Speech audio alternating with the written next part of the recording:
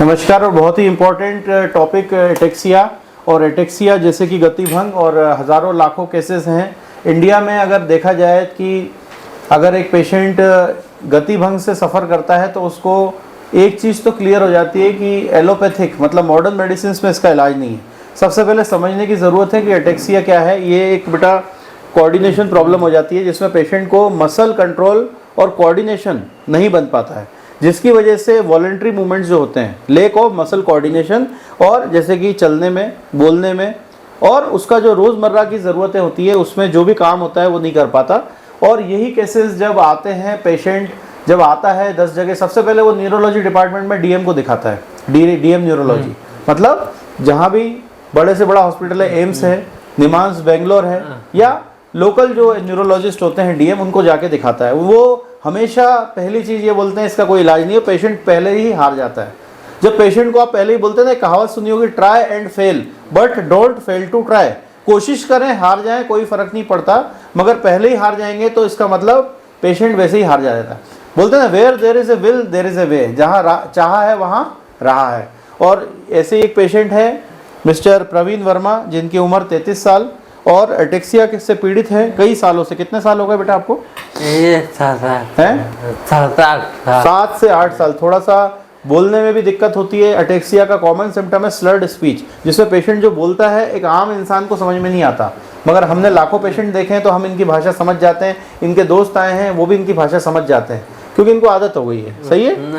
और आपको क्या क्या 7-8 आपके और फैमिली में किसको एटेक्सिया था? पापा को था और मेरे दादी को था। अच्छा, इनके फादर को था और दादी मतलब ओके, पापा की मम्मी आपकी दादी को भी था। तो आपको सबसे पहले किस उम्र में मालूम चला कि आपको एटेक्सिया है? 2018 के पास। 2018 से पहले आप बिल्कुल ठीक थे? क्या करते थे आप उस समय? मैंने ग्रेजुएट किया और नर्सिंग की है। Very good. ग्रेजुएशन किस चीज में? बीकॉम से हूँ। B Com, very good. तो जब आप पढ़ाई करते थे सब कुछ, एग्जाम भी आपने दिया होगा, मतलब सब कुछ ठीक था, बोलने में, चलने में, अपना काम खुद कर लेते थे, पढ़ लेते थे, सब कुछ? तो एकदम सडन आपको मालूम चला? धीरे-धीरे हुआ ये सर। सबसे पहले कौन सा सिम्टम आया था, लक्षण क्या? धीरे-धीरे पैरों में नमजल लगा, चलने में दिक्कत हो रही है। तो मैंने अब नर्सिंग कर रहा था, तो सेकंड ईयर में था। ओके। मैंने सर को बताया, सर ने दवाई देखी। अच्छा। दवाई देखी तो अच्छा लगा। फिर मैं एडवीएस अपना हॉस्पिटल में जो करा था, एडवीएस में एलबीएस, हाँ एडवीएस में किया, तो एडवीएस में सोचा लगे चले देखकर, तो फिर नई डब्बे देखे तो मैंने खाई। ओके। फिर चार बढ़ गई, तो फिर मैं टीएन दुबे सर को दिखाया। टीएन दुबे? हाँ, टीएन दुबे हमें देखा। हाँ, जानता हूँ मैं, न्यूरोलॉजी डिपार्टमेंट। फिर वहीं से फिर चालू होता गया।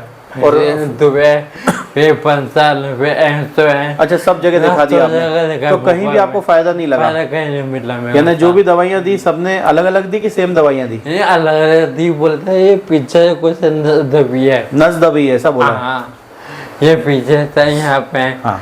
मैं कहता नस दबी है तो साइकिल दो। हाँ। देते कुछ होता नहीं है सर। प्रवीण वर्मा जी का कहना है कि सबसे पहले इनको कारण ये बताया कि नस दब रही है कहीं, तो इनको अलग अलग डॉक्टर्स ने अलग अलग दवाइयाँ दी, एक्सपेरिमेंट हुआ, क्योंकि इलाज तो था नहीं मॉडर्न मेडिसिन में। तो इनको जो भी दवाई दी इनको सूट नहीं करी, इनको असर ही नहीं करी, फिर ये हताश हो गए। तो इनको सबसे पहले मालूम कब चला? जब ये पहली बार हमारे पास आए, आज से कुछ साल पहले, इनको पहली बार मालूम चला कि एटेक्सिया का मुख्य कारण होता है improper functioning of the cerebellum. Cerebellum क्या होता है? जो हमारा ब्रेन है, ये क्या है? खोपड़ी। इसके अंदर क्या है? ब्रेन। ब्रेन का जो बिल्ड पार्ट होता है उसको क्या बोलते हैं? सेरिबेलम। जो क्या करता है? कोऑर्डिनेशन का काम करता है, वो कंट्रोल करता है मसल कोऑर्डिनेशन का। और एटेक्सिया में मैक्सिमम टाइम पेशेंट का यही प्रॉब्लम होती है, लेक ऑफ मसल कोऑर्डिनेशन। और समटाइम्स उसको किसी, अब कारण तो बहुत सारे हैं, जैसे जेनेटिक है, जैसे इनके पिता को, दादी को था तो इनको जेनेटिक है। किसी किसी को स्ट्रोक आ जाता है, किसी किसी को शराब ज्यादा पीने की वजह से होता है, किसी किसी को ट्यूमर हो जाता है, सेरिबेलर पाल्सी एक बीमारी है, ब्रेन डिजनरेशन हो सकता है, मल्टीपल स्क्लेरोसिस हो सकता है। तो ये बहुत सारे कारण है जिसकी वजह से एटेक्सिया गतिभंग की प्रॉब्लम होती है। अब इसके लक्षण क्या क्या आते हैं? सबसे पहला आता है कोऑर्डिनेशन। पेशेंट अपना कोऑर्डिनेशन नहीं कर पाता है, जैसे आपसे मैं बात कर रहा हूँ, आप मुझसे बात कर रहे हैं, ऐसा नहीं कर पाता है। दूसरा लक्षण होता है पेशेंट को चलने में ऐसा लगता है मैं गिर जाऊंगा, अकड़न बहुत ज्यादा होती है, स्टिफनेस, क्योंकि वो जो प्रॉपर कोऑर्डिनेशन नहीं बन पा रहा है, सप्लाई नहीं आ पा रही है, तो अकड़न आ रही है।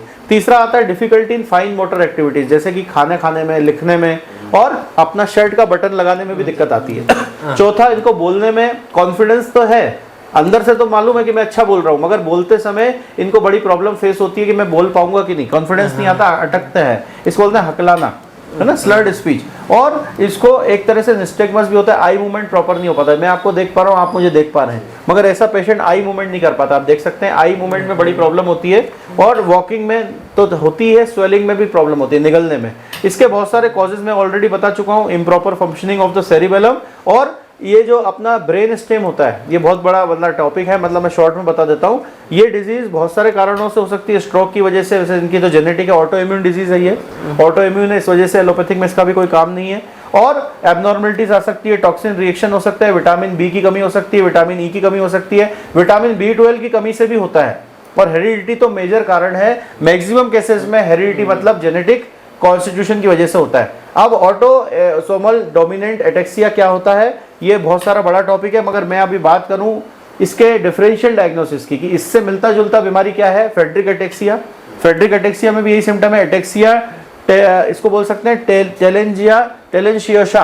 इसमें भी अलग अलग बीमारी के लक्षण आते हैं। और मैं अगर डायग्नोसिस की बात करूं तो इसमें MRI होती है, इमेजिंग CT स्कैन कराया जाता है, जेनेटिक टेस्टिंग होती है, HCA टेस्टिंग इसको बोलते हैं पैनल की, वो आप ऑलरेडी करा चुके हो, लंबर पंचर करके भी टेस्ट करते हैं। और अगर इसकी बीमारी का इलाज देखें तो मॉडर्न ट्रीटमेंट में इसका कोई इलाज नहीं है, मगर अगर इसके लक्षण मिल जाते हैं, जैसे इन्होंने डॉक्टर चौहान को एक एक लक्षण बताया, अगर ये प्रॉपर लक्षणों से दवाई मैच हो जाती है तो 100% पेशेंट को लक्षणों में फायदा होता है।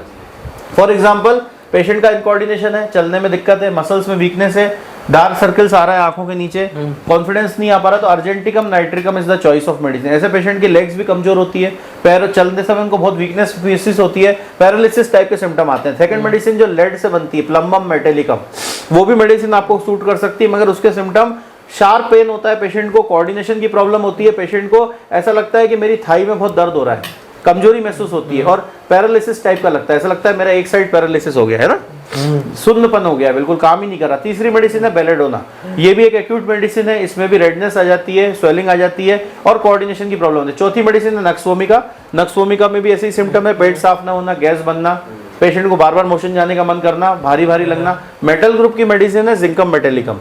तो अब हम चूज करेंगे कि क्या मेडिसिन इनको सूट कर रही है। अगर एडवांस स्टेज में देखें, बहुत पुराना केस है, क्रॉनिक मतलब जटिल, तो alumina is the choice of medicine. Alumina के सिम्टम क्या क्या होते हैं, पेशेंट चलते चलते गिर जाता है, फॉलिंग एपिसोड, पेशेंट के पैर भारी लगते हैं, हैवी लगता है, पूरा शरीर हैवी लगता है, पेशेंट की एक्सट्रीमिटीज भी बहुत ज्यादा कमजोर हो जाती है, इसको लगता है कि ऐसे कोई कीड़ा चल रहा है, कोई ऐसा क्रॉबलिंग सेंसेशन टाइप के हो रहे हैं। कॉस्टिकम अच्छी मेडिसिन है आपके लिए। जेल्सीमियम अच्छी मेडिसिन है, इनको जेल्सीमियम से ही फायदा हुआ था। पहली बार जब मैंने इनको दिया था जेल्सीमियम दी थी, बहुत अच्छे। आपको जब दवाई मेरी चल रही थी तो अच्छा लग रहा था, आपको कॉन्फिडेंस आया था उस समय? किसी कारणवश ये आ नहीं पाए हमारे पास, इस वजह से इनका ट्रीटमेंट चालू नहीं रहा। इस बार इनके दोस्त ने कमिटमेंट किया है, और आपको भी शुभकामनाएं, आपको भी ईश्वर का आशीर्वाद मिले कि आप इनका भला चाह रहे हैं। बोलते हैं ना, कर भला तो हो भला। तो ये एक बहुत ही नैतिक कार्य है, बहुत ही एक सामाजिक कार्य है कि अगर कोई एटेक्सिया का पेशेंट है जो चल नहीं सकता, बोल नहीं सकता, वो कैसे आएगा हॉस्पिटल में। तो आज मैं इनका केस रिसर्च में फिर से ले रहा हूँ कमिटमेंट के साथ कि ये कंटिन्यू करेंगे। मैं तो हमेशा ही कमिटेड हूँ, मैं तो लाखों पेशेंट देख चुका हूँ। करेंगे कमिटमेंट तो मैं करेंगे आप कमिटमेंट? आप कमिटमेंट लीजिए कि मैं कंटिन्यू दवाई लूंगा। दवाई लूंगा। जब मैं दवाई ले रहा था, कि जब आप दवाई ले रहे थे मेरी फायदा था आपको। तो ऐसे हजारों पेशेंट हैं जो फायदा जिनको मिला है, और मैं उम्मीद करता हूँ ये केस आगे भी बहुत लोगों को फायदा हो। और मैं उम्मीद करता हूँ इससे ऑनलाइन कंसल्टेशन भी लेते हैं लोग, ज़रूरी नहीं है यहाँ पे आके दिखाने की, मगर लाखों पेशेंट हैं जिन्होंने ऑनलाइन दिखाया और उनको 100% फायदा हुआ है लक्षणों में।